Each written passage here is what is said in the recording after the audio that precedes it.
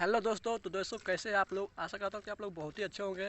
जैसा कि आप देख सकते हैं यहाँ पे इतना अच्छा लोकेशन है और हम लोग वीडियो शूट करने के लिए आए हैं। ये हमारे कैमरामैन विवेक भाई और अमित बाबू डांसर, इनका भी यूट्यूब चैनल है। अमित बाबू डांसर के नाम से नंबर 1 है। डांसर बाबू नंबर 1, सॉरी अमित बाबू डांसर नंबर 1 इनका यूट्यूब चैनल है। तो इनके यूट्यूब चैनल जाइए, सब्सक्राइब कीजिए, लाइक कीजिए, कमेंट कीजिए, इतना हो सकता है सपोर्ट कीजिए और साथ साथ हमको भी कीजिए। तो आप लोग देख सकते हैं हम लोग खा रहे हैं अभी भूजा।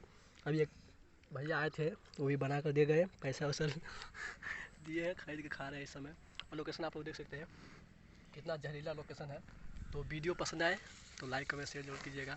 और बहुत जल्द हम लोग को वीडियो देखने को मिलेगा, बहुत ही अच्छा है, बहुत ही न्यू सॉन्ग पे नीलकमल भैया जी का सॉन्ग पे वीडियो शूटिंग चल रहा है अभी। और वो रहा हमारा बाइक जो वहाँ पर लगा हुआ है, तो यहाँ पर भी शूटिंग कर रहे हैं हम। अभी तो थोड़ा रेस्ट कर रहे हैं, गर्मी बहुत ज़्यादा है और धूप भी बहुत ज़्यादा है, आप लोग देख सकते हो गर्मी का दिन है। तो बस ऐसे ही आप लोग सपोर्ट बनाए रखिए।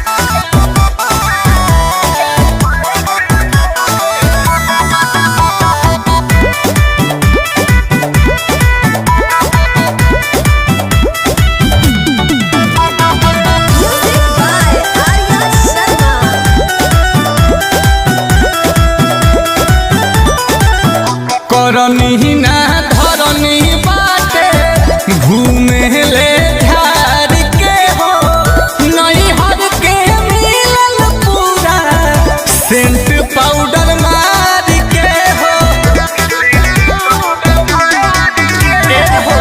जहाँ तहाँ थूके माना कहीं